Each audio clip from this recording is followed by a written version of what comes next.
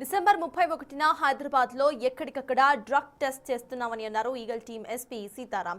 150 మందితో 12 టీమ్స్గా ఏర్పాటయ్యి డ్రగ్ టెస్టులను నిర్వహిస్తున్నామని అన్నారు. ఈసారి డీజేలపై కూడా ఎక్కువ ఫోకస్ ఉంటుందని అన్నారు ఎస్పీ సీతారాం. పబ్లలో తనిఖీలు నిర్వహిస్తే డీజే నుంచే టెస్టులు చేయడం స్టార్ట్ చేస్తామని అన్నారు. పబ్స్, ఫామ్ హౌసెస్ ఎక్కడా డ్రగ్స్ తీసుకున్నా సరే వదిలిపెట్టేది లేదని అన్నారు ఆయన. ఇక సలైవాతో డ్రగ్ టెస్టులు నిర్వహించి పాజిటివ్ గనక వస్తే కఠిన చర్యలు తప్పనిసరిగా ఉంటాయని అన్నారు. డ్రగ్స్ తీసుకుంటేనే ఎంజాయ్ చేసినట్లు కాదని, ఎంజాయ్ చేయడం కంటే ముందు లైఫ్ ముఖ్యమంటున్న ఈగల్ ఎస్పీ సీతారాంతో మా ప్రతినిధి Suresh face to face. Eagle team rides చేసేందుకు కూడా సిద్ధంగా ఉంది. ఇప్పటికే పలు పబ్బులకు నోటీసులు ఇచ్చి ఖచ్చితంగా నిబంధనల ప్రకారమే ఈవెంట్లు నిర్వహించాలని చెప్పేసి ఆదేశాలు జారీ చేసింది.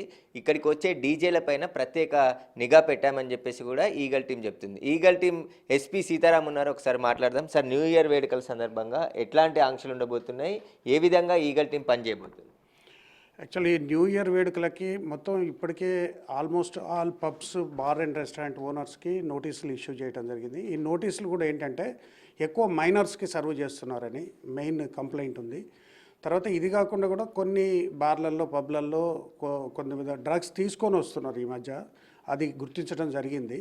గుర్తించి వాళ్ళు ఎవరైనా న్యూసెన్స్ చేసినప్పుడు వాళ్ళ ద్వారా మిగతా వచ్చిన వాళ్ళు కామన్ మ్యాన్కి కూడా చాలా ప్రాబ్లం అవుతుంది. కామన్ పబ్లిక్ ఎంజాయ్ చేయాలని వచ్చిన ఫ్యామిలీస్ కానీ ఇబ్బంది జరుగుతుంది. కాబట్టి మేము వాళ్ళందరినీ రిస్ట్రిక్ట్ చేయాలనే ఉద్దేశంతో ఈసారి న్యూ ఇయర్ వేడుకలకు 12 టీములు డెడికేటెడ్ టీమ్స్ పెట్టాం. తర్వాత ఇప్పుడు మోస్ట్ సొఫిస్టికేటెడ్, తర్వాత అడ్వాన్స్డ్ ఇవి కూడా మేము డ్రగ్ టెస్టింగ్ కిట్స్తోని ఈసారి ముందరికి పంపిస్తున్నాం. అయితే ఈ డ్రగ్ టెస్టింగ్ కిట్స్ కూడా ఇంతకుముందు యూరిన్ శాంపిల్స్ తీసుకోవటం, బ్లడ్ శాంపిల్స్ తీసుకోవటం లాగుండేది. ఇప్పుడు saliva sample on the spot ఒక చిన్న డ్రాప్ ఆఫ్ సెలైవాతోని ఇమ్మీడియట్గా ఏ డ్రగ్ తీసుకున్నాడు అనేది గుర్తించే పరికరాలు వచ్చేసినాయి, అడ్వాన్స్డ్ పరికరాలు. దాంతో ఖచ్చితంగా మేము ఇవి డ్రగ్ టెస్టులు నిర్వర్తిస్తాం. అదేవిధంగా డాగ్ స్క్వాడ్స్ ఉన్నాయి. చాలా అంటే మా ఉద్దేశం ఏంటంటే ఎవరిని ఇబ్బంది పెట్టాలని కాదు. ఈ ప్రజలందరూ న్యూ ఇయర్ వేడుకల్ని ప్రశాంతంగా జరుపుకోండి, కానీ డ్రగ్ ఫ్రీగా జరుపుకోండి. తెలంగాణకి ఎక్కువగా డ్రగ్స్ వస్తున్న రాష్ట్రాలు ఏవి? ఇప్పటికే ఈగల్ టీం పక్క రాష్ట్రాల్లో భారీ ఆపరేషన్లు చేసింది. డ్రగ్స్ రావడం తగ్గిందా? ఈ న్యూ ఇయర్కి ఆ ఎఫెక్ట్ ఉండే అవకాశం ఉందా? డ్రగ్స్ రావడం చాలా వరకు తగ్గింది. అంటే మెయిన్ కాస్ట్లీ డ్రగ్స్ అనేవి చాలా వరకు తగ్గిపోతుంది. ఇంతకుముందు మీరు చూసుకున్నప్పుడు గోవా నుంచి కానీ, ఢిల్లీ నుంచి కానీ, బెంగళూరు, ముంబై నుంచి వచ్చేది. ముఖ్యంగా గాంజా ఇటువంటివి ఆంధ్ర ఒరిస్సా బార్డర్ నుంచి కానీ, ఆంధ్ర ఏరియా నుంచి కానీ కొంత వస్తుంది. అక్కడ గవర్నమెంట్ కూడా చాలా సీరియస్ ఎఫర్ట్స్తోనే ఉంది. ప్రతి ఒక్కళ్ళు కూడా యువతను రక్షించడమే ధ్యేయంగా పనిచేస్తున్నాయి అన్ని డిపార్ట్మెంట్లు, అన్ని ప్రభుత్వాలు కూడా. సో కొంతవరకు రావచ్చు, 100% నివారిస్తామని చెప్పలేము. కానీ వచ్చే ఎవరైతే సప్లైదారులు కానీ, తర్వాత కన్జ్యూమర్స్ కానీ ఎవరైతే ఉన్నారో వాళ్ళందరినీ కూడా మేము సాధ్యమైనంత వరకు పట్టుకోవటమే జరుగుతుంది. వాళ్ళందరి మీద కేసులు బుక్ చేస్తున్నాం, రిహాబ్ సెంటర్కి పంపిస్తున్నాం, అదేవిధంగా కౌన్సిలింగ్ ఇస్తున్నాం. అన్ని విధాల యువతని రక్షించడానికి మేము ప్రయత్నాలు చేస్తున్నాం. సార్, అమన్ప్రీత్ సింగ్ కూడా రెండోసారి పట్టుబడ్డాడు. ఆయన పైన ఎలాంటి చర్యలు తీసుకోబోతున్నారు? ఎందుకంటే మొదటిసారి రీహాబిలిటేషన్ సెంటర్కి పంపించారు, కానీ మళ్ళీ డ్రగ్స్ వాడుతున్నట్టు తేలింది. ఇప్పుడు అతన్ని అదుపులోకి తీసుకున్నారా సార్? ఇంకా గాలిస్తున్నారా? ఇంకా అమన్ప్రీత్ సింగ్ని అరెస్ట్ కాలేదు. అతని గురించి చూస్తున్నాం. సరే, ఎంతవరకు అతని పాత్ర ఉందని వెరిఫై చేసిన తర్వాత చెప్పగలుగుతా. అంటే ఇది రెండోసారి పట్టుబడింది.